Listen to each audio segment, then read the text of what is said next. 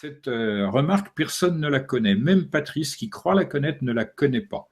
Je serai à sa place, je n'entendrai rien de ce côté-là. D'abord parce que c'est dangereux dans les lieux, et qu'ensuite il ne connaît pas les lieux, alors que moi je les connais, je connais la culture locale, et si j'y vais, par chance, c'est parce que j'ai des amis dont la famille est puissante dans les lieux. C'est-à-dire que j'aurai droit à l'information. Ma manière de faire elle est toute différente de celle de Patrice Pouillard désormais. Moi, quand je vais dans un lieu, je connais la langue, je connais la culture, la musique, les contes et légendes, tout le bazar qui va avec, et j'ai des amis implantés dans ces lieux qui sont des connaisseurs de leur culture. Je ne vais pas au petit bonheur filmer des cailloux en disant oh, c'est merveilleux, c'est splendide, c'est pas du tout cela. Ouais. Alors, pour moi, il y en a une et je l'entends, c'est-à-dire je cogne à un endroit et je suis en accès avec cet endroit-là. Je l'ai donné à connaître à l'équipe avec Patrice Pouillard, mais j'espère qu'ils ont oublié et que ça ne servira à rien, de toute façon.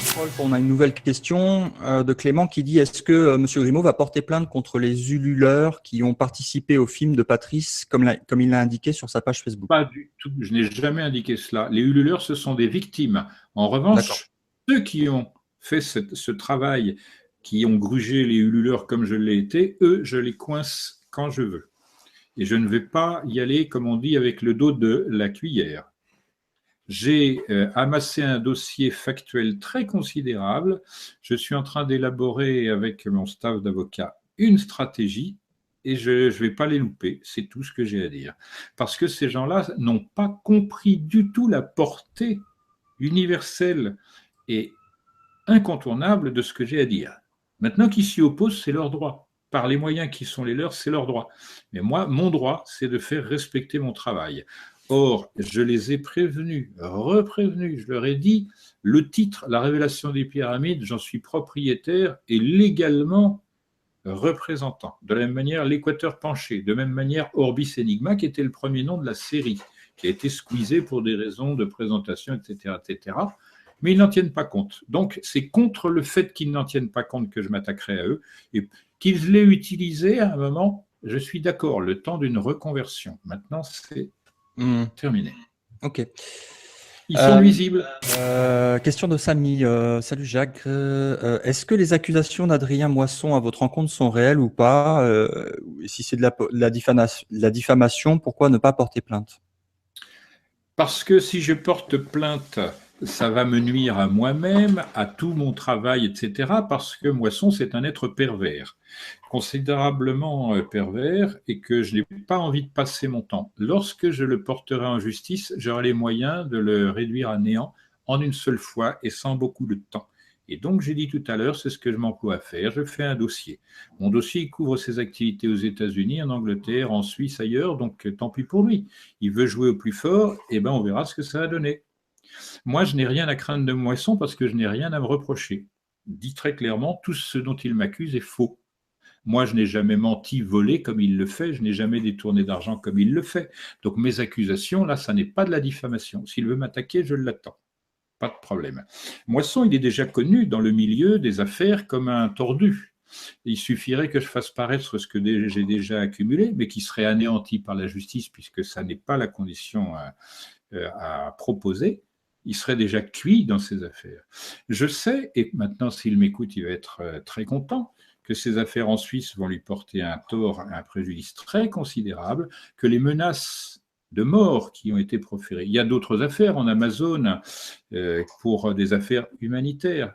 On se sert de ce couvert-là, de la culture, pour arnaquer. Ça, je ne suis pas d'accord avec cela. Parce que les gens qui se sont fait gruger par des gens comme Moisson, eh bien, eux, ils y ont perdu leur crédibilité et les moyens de survivre. C'est ce qu'il essaie de faire avec mon travail, se l'approprier comme si c'était, tiens, je l'ai trouvé par terre. C'est talmudique, ça, pour moi. Ça n'a pas lieu d'exister.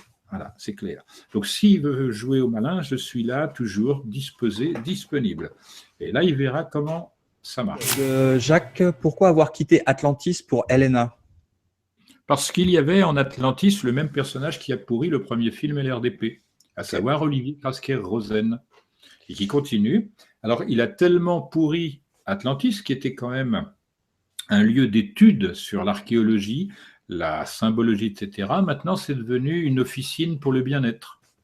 Donc il a vraiment trafiqué de la même manière d'ailleurs que Bob. De Bob vous dit toute la vérité, une émission franco-française, il se casse la figure littéralement parce qu'il a trahi l'objectif qui l'orientait avant. Bah, il a trahi ses auditeurs, il a trahi ses qui clients. trahissent LRDP et qui s'étonnent des résultats. J'ai cru comprendre, on m'a dit que Demian, leur poulain, avait été dans l'obligation d'arrêter son circuit de conférences parce que personne ne s'y inscrit. C'est légitime, parce que c'est du vide bien entouré. C'est comme un cadeau avec un beau papier de Noël, un beau ruban, et quand on ouvre, oh ben il y a une autre boîte dedans avec une promesse dedans, et ainsi de suite. Donc je comprends bien qu'on n'y vienne pas. Et comment expliquer cela? Parce que tout le monde perçoit qu'il y a une arnaque à la base. C'est qu'on a tenté de substituer un produit déjà périmé à un produit qui est en devenir et qui est solide et qui, lui, s'étend, si je puis dire, du point de vue organique, c'est-à-dire le film et l'RDP. Il est dans le profil exact du précédent et ma stylistique, et non pas celle de Patrice Pouillard, va apparaître. Et tout le monde va s'apercevoir que Patrice est un odieux copieur que par lui-même. Et s'il ne devait pas admettre cela, je donnerai, moi, les premières vidéos de ce Révélation des pyramides et on verra la différence très considérable entre son style et le mien. Est-ce qu'on n'est pas tous des copieurs? Nécessairement, puisque l'histoire... Est-ce que la nature elle-même n'est pas copie de copie de copie de copie? Si, j'entends bien. Mais le problème, c'est que moi, je ne fais pas reproche. Je dis que si on fait copie, autant qu'elle soit fidèle. Et qu'on ne se présente pas comme celui qui aurait... Le problème n'est pas la copie, c'est la manipulation de la copie à des fins de déformation de l'information. Je n'ai pas besoin de faire la réponse, tu l'as fait aussi bien que moi, si. Voilà, peut-être mieux même. Je connais un garçon russe qui me reconnaîtra et qui se reconnaîtra s'il est en train d'assister et d'écouter cette émission, qui a reproduit une pyramide en bois avec les proportions de la grande pyramide. Mais c'est un grand objet, puisque là, le côté doit faire un peu plus de 4 mètres. Justement, tiens, il se l'était fait voler par le dénommé Adrien Moisson. Curieux, hein? Sans compter non plus une traduction de Guizet 2000, le livre fait en russe par la même personne, volé également par le couple Moisson-Pouillard. Donc c'est pour dire que cette affaire commence à vraiment être pénible. Donc, une pyramide comme ça lui a permis, lui, de se soigner. Et la différence entre LRDP2 tel que je vais le présenter, celui qui serait présenté éventuellement par Patrice Pouillard et Adrien Moisson, dit le producteur, n'a rien à voir, puisque ça a été évacué. Et c'est considéré comme du charlatanisme de ma part. Moi, je suis tranquille pour le mot charlatan, puisqu'il y a plusieurs dizaines de milliers d'ouvrages qui parlent de cela. Mais eux, dans leur ignorance profonde, dans leur mépris de la culture des anciens notamment, parce que ce sont des gens qui n'ont strictement aucune culture, des incultes donc, eh bien, ils s'en prennent à moi parce qu'ils veulent cacher le fait que la culture complète, totale et planétaire parle et ne parle que de cela en réalité. Donc, on verra la différence. C'est ce qu'a essayé de faire Olivier Krasker-Rosen avec mon film. En tant qu'auteur, il a essayé de tout maquiller. Et moi, j'ai combattu la chose en mettant le deuxième film dans le premier, et maintenant je vais faire le mélange de ce qui manquait au premier de la Révélation des pyramides, et pour compléter l'équateur penché. Donc on va voir ce que ça donne, mais le départ est quand même assez délicat, difficile, puisque je me trouve grugé 2 fois de suite par le même type d'individu. La même traîtrise, les gens qui se prétendent mes amis, Patrice Pouillard, 18 ans, d'amitié, entre guillemets. Vous voyez un petit peu. Il est sûr qu'on n'est jamais mieux trahi que par ses amis. Mais bon, comme il ne sait pas ce qu'il fait, je dirais comme certains, pardonne-leur, ils ne savent pas ce qu'ils font. Alors, question de Gérard, qui nous dit « Que pensez-vous, Monsieur Grimaud, de la capacité dont dispose Grégory Grabovoy ?» C'est marrant que la question soit posée, puisque juste avant l'émission, je t'ai posé la question de savoir si tu connaissais Grégory Grabovoy. Le nom me dit quelque chose, mais après une journée de travail, je suis un petit peu à côté de là. Je peux confondre. Alors, donc c'est un génie russe et qui en fait donne des clés de numéros, de chiffres qui permettent en fait de programmer, de guérir. Il utilise l'arithmétique des chiffres et pour programmer en fait l'ADN humain et se réparer. C'est aussi un guérisseur. Il est capable d'observer il a une fonction officielle au sein de l'aviation russe. Parce qu'il l'appelle l'homme au rayon X, c'est-à-dire qu'il voit une fusée ou un avion, il est capable de déceler à l'intérieur n'importe quelle anomalie de l'engin dans sa structure. Il est capable de scanner un appareil entier et de dire là, il y a un problème. Quelle est la question donc? Je revois le personnage en effet. Donc, Grégory Grabovoy, que pensez-vous de la capacité dont dispose Grégory Grabovoy de disposer de la matière par l'usage de formules mathématiques et sa reformulation de la théorie de la relativité, E égale mc2 par E égale vs, V étant le volume et S la vitesse de perception de ce volume. Puis il décrète que mc2 égale vs et qu'alors m égale vs divisé par c2. Alors, je veux bien, mais il va falloir du temps pour regarder ça. Voilà. Non, ce serait très superficiel ma réponse parce que je me souviens vaguement de l'individu. Et les formules méritent d'être pesées et appréciées. Je la copie voilà. Et je vais te l'envoyer. Ce serait une chose de bien vouloir me l'envoyer. Moi, j'aime beaucoup la physique. Hein. J'ai quand même passé pas mal d'années dans ce domaine. Et j'aime beaucoup ces personnes qui s'en prennent immédiatement. Alors, je dis très clairement, pour moi, E égale mc carré, c'est bon. Bien que mal formulée, première chose. Deuxième chose, ça n'est pas parce que cette formule est bonne que la relativité s'ensuit comme étant valide. C'est-à-dire, il y a des tas de travers dedans qui tomberont et qui montreront que c'était une voie de garage. Mais bon, on n'en est pas là. Tant que je n'aurai pas le moyen de le démontrer à tous en même temps, je n'en discuterai pas. Mais je maintiens, et ça fait plus de 25 ans que je le fais, que je montrerai la chose en cours de route. Okay. Donc ensuite, on a Géraud qui nous dit question, Jacques, peut-il nous donner plus d'informations sur le continent de Mu et nous parler des Lémuriens? Merci. Je n'ai pas d'informations à donner pour l'instant. Je donnerai les choses au fur et à mesure des films. Qu'on veuille bien m'excuser, je renvoie à plus tard des choses que je ne peux pas traiter, sinon au risque de faire que l'ensemble soit incompréhensible. Ok. Question encore de Géraud. Que pensez-vous, Jacques, des Vimana? Alors, il y a une enquête en cours. Je possédais énormément de livres, plus de 50, que j'avais récupérés en Inde du Nord et dans la région de Bombay, et ça m'a été volé. Je crois savoir par qui, mais 6000 de mes livres m'ont été volés, entre autres, avec des vêtements, avec une collection de timbres de grand prix, avec mes souvenirs personnels, avec mes diplômes, tout le bazar, c'est-à-dire 35 mètres cubes de choses m'appartenant qui m'ont été dérobées. Et de manière vraiment concrète. Ce sont des personnes qui sont venues, à 7 personnes avec un camion, et j'ai trouvé un témoin de ce vol. Bon, peu importe, ce que je veux dire par là, c'est que je vais de nouveau me mettre en piste de ces bouquins parce que c'est le support concret des traditions hindoues dans le domaine du vol, pas seulement dérober quelque chose, mais du vol aérien. Et pas seulement atmosphérique. Ça tombe bien que tu me dises ça parce que je rappelle un truc qui est un secret que se transmettent les moines tibétains, c'est que les deux choses à conquérir pour ascensionner sont de se libérer de la peur et de l'espoir. Parce que l'espoir est un outil de contrôle. Ouais. La peur est un outil de contrôle comme l'espoir est un outil de contrôle. C'est ce qu'utilise, volontiers M. Moisson.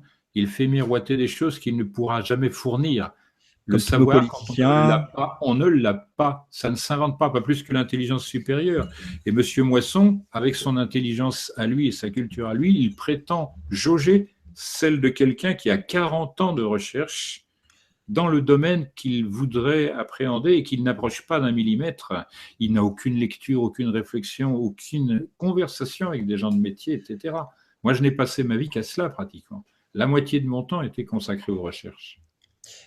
Moi, j'ai une vision un petit peu différente. Tout le monde a accès à tout et tout le monde peut changer. Non, je ne partage pas ce point de vue. J'ai celui des anciens. Ne peuvent valablement changer que les gens qui accompagnent la vertu. Oui, il faut accompagner la vertu. Le reste, c'est approximatif et ça ne durera qu'un temps.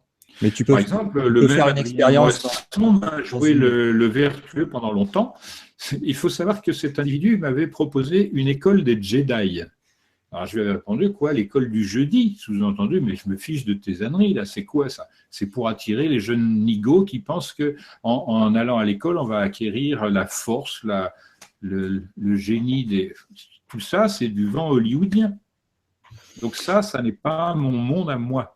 Ça, c'est son monde de rêve, de profit, de notoriété, d'argent, et tout ça, ça n'est pas mon monde.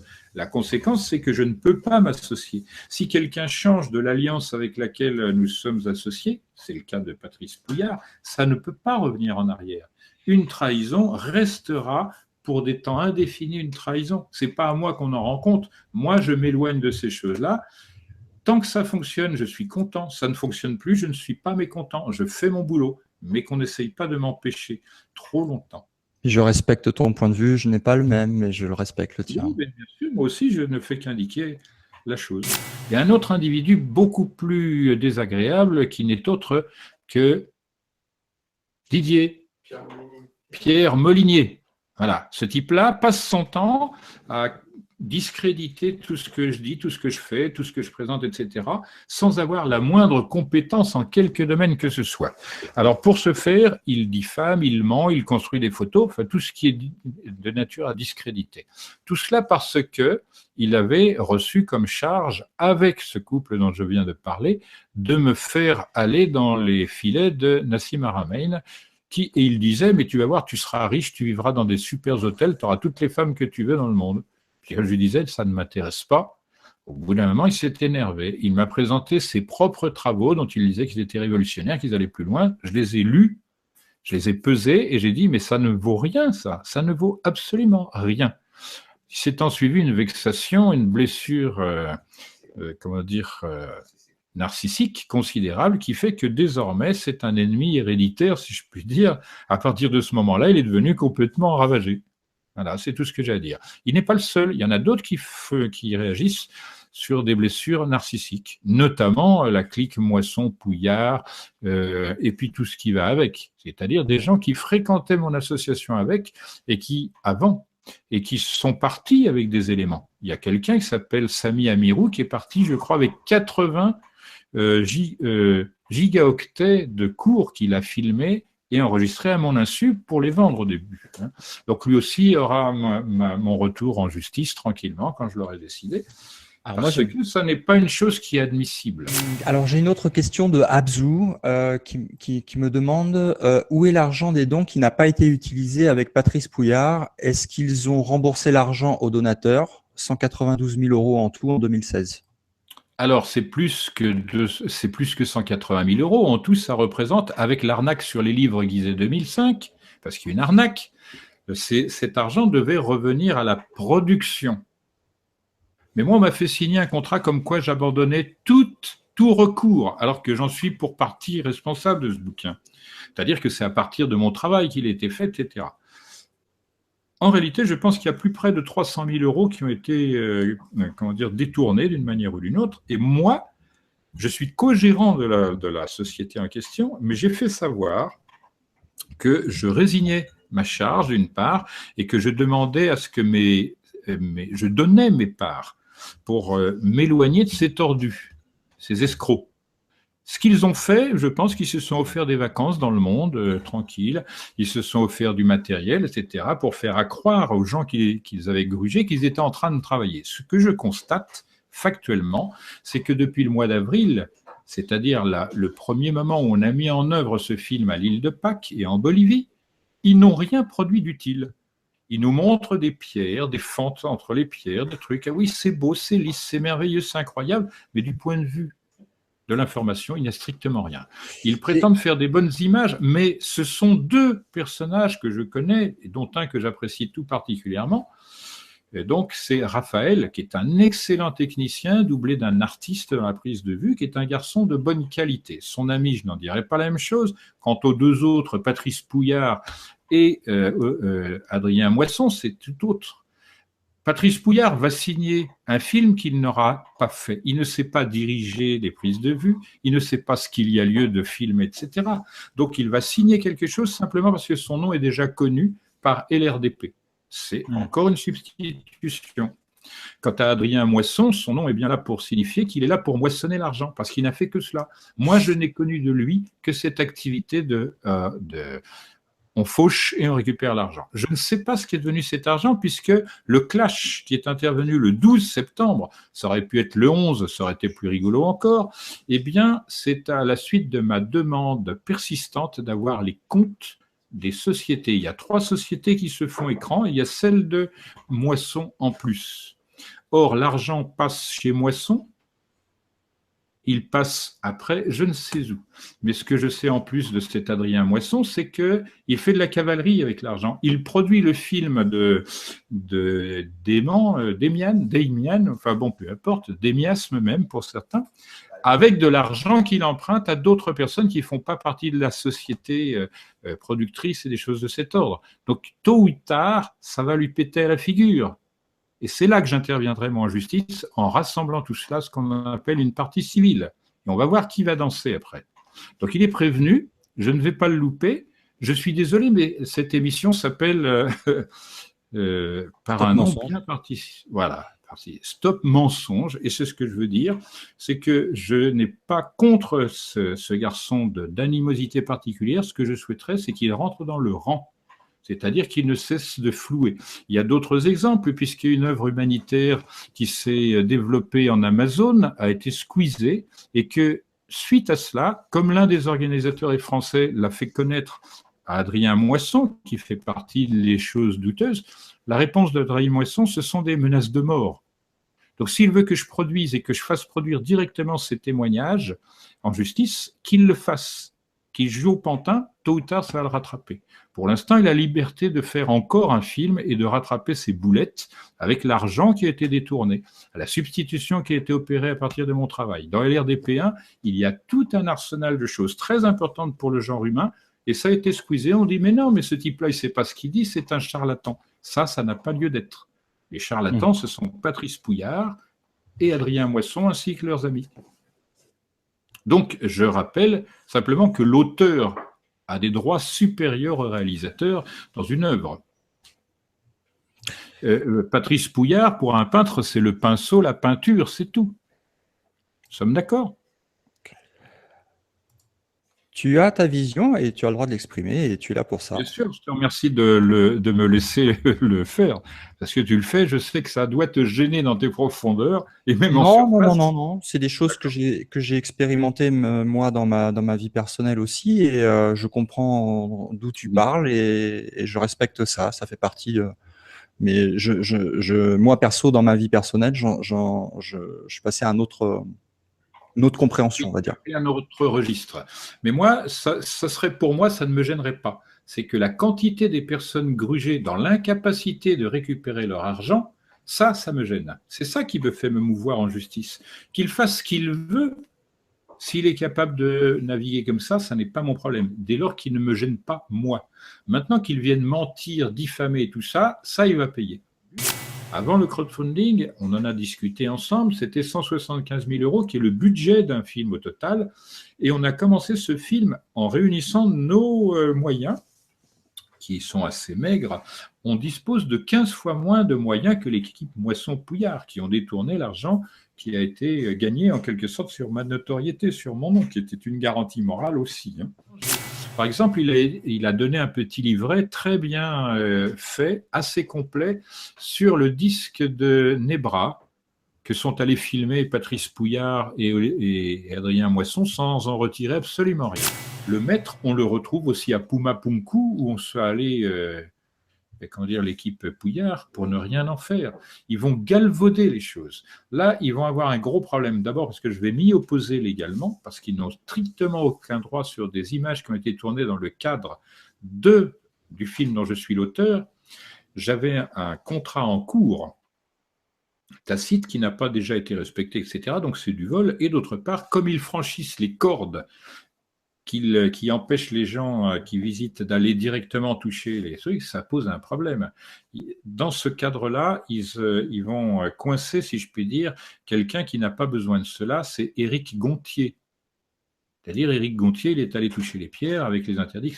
Non seulement il y a ça, mais ils n'ont pas fourni les images qu'ils devaient fournir aussi bien au ministère de la Culture de Bolivie que de l'île de Pâques, Rapa Nui.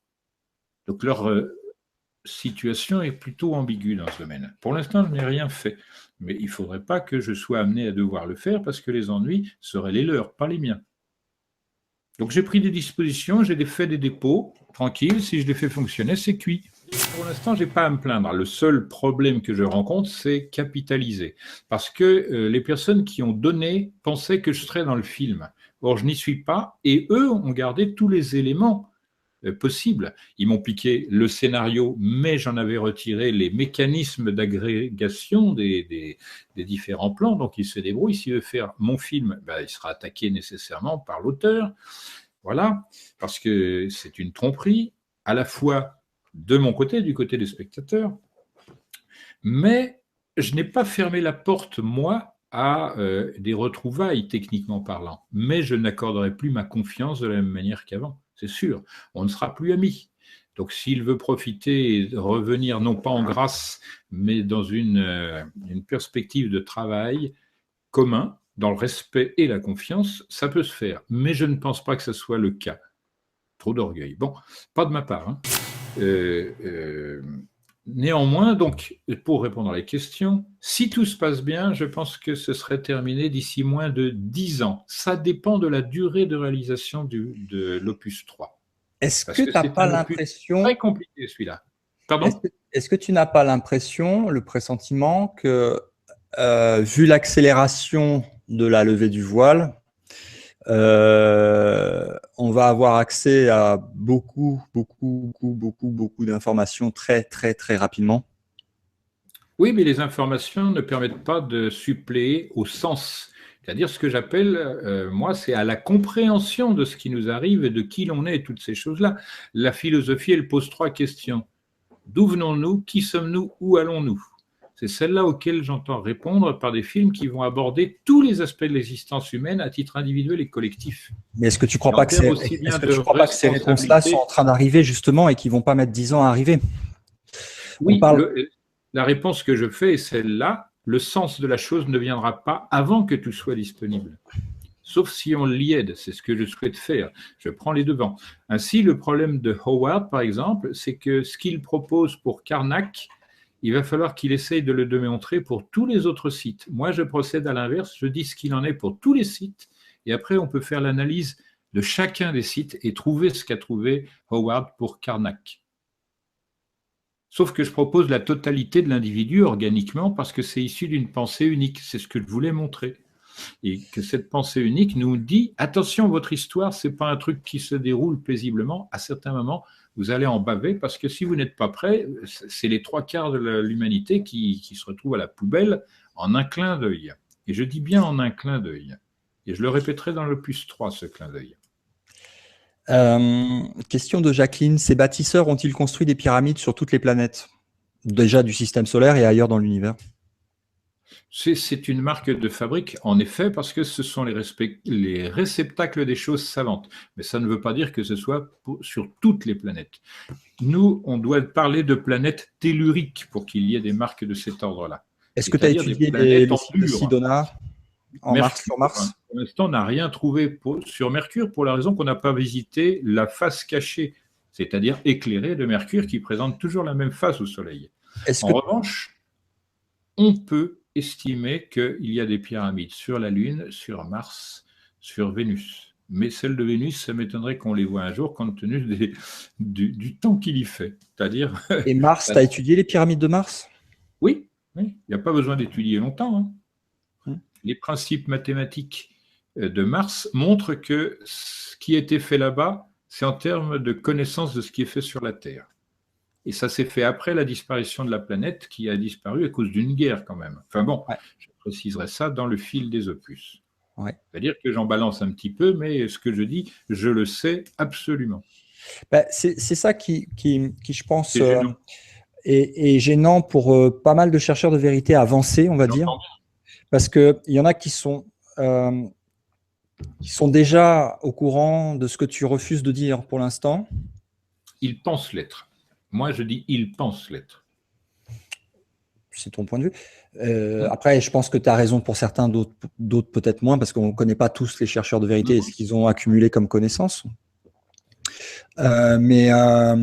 Donc, ça engendre une frustration de la part de ceux qui sont le plus avancés, on va dire. Oui, mais j'ai déjà expliqué que l'enseignement des anciens était aussi basé sur la frustration, c'est-à-dire le désir de savoir mieux plutôt que plus. Parce que c'est de la précision de ce savoir que dépend le savoir. Ça n'est pas la quantité d'éléments qu'on assemble. Je dis une fois de plus, c'est pas parce qu'on a fait un tas de cailloux que ça s'appellera un mur. Oui. Oui. Et la frustration peut aller dans les deux sens aussi, parce que oui, si les personnes qui ont accès à ces connaissances avant toi. Ça n'est pas mon chapitre, la frustration des jaloux. Mon chapitre, c'est que par la frustration, si ça peut encourager les gens à chercher par eux-mêmes, c'est le but. Maintenant, s'il y a trop d'orgueil dans la recherche parce que j'ai trouvé ceci et je devrais avoir droit ou machin dit ceci, ça ne m'intéresse pas. Ça n'est pas un chapitre qui me concerne. Moi, je ne fais pas de la recherche pour dire, vous voyez, j'ai trouvé ceci, mais simplement pour transmettre. Maintenant, les modalités de la transmission sont particulières, et je suis tenu de les observer parce que c'est comme ça que j'en ai eu l'indication et je m'en tiendrai là. Donc, que ça plaise ou non, ce sera pareil. Tous ceux qui veulent savoir mieux et plus verront les démonstrations dans les prochains films, et s'ils veulent me contester le droit d'aînesse de la chose, ça ne me fait ni chaud ni froid. Je n'ai rien à retirer, ni notoriété, ni argent, parce que ça n'est pas du tout mes affaires à moi. En revanche, les personnes qui m'accompagnent, si je peux faire qu'elles soient mieux connues parce qu'elles travaillent sérieusement, c'est le cas de Howard, qui n'est pas un homme riche, qui mériterait d'être tranquille de ce point de vue-là, je le ferai volontiers. Pourquoi ? Parce que dans ma terminologie, Howard est un homme intègre, c'est-à-dire vertueux. Il ne ment pas, il ne trafique pas, il n'essaye pas de se faire croire plus qu'il n'est. Au contraire, il est d'une saine discrétion. Ça me paraît être la marque de l'homme correct tel que je le conçois. Et en plus, il est gentil, il est drôle, il est cultivé. Que dire de mieux et de plus ? C'est un charmant ami. Il n'a qu'un défaut, c'est qu'il est, non, je plaisante, gallois. Un Gaulois qui s'est isolé dans un coin d'Angleterre, c'est terrible.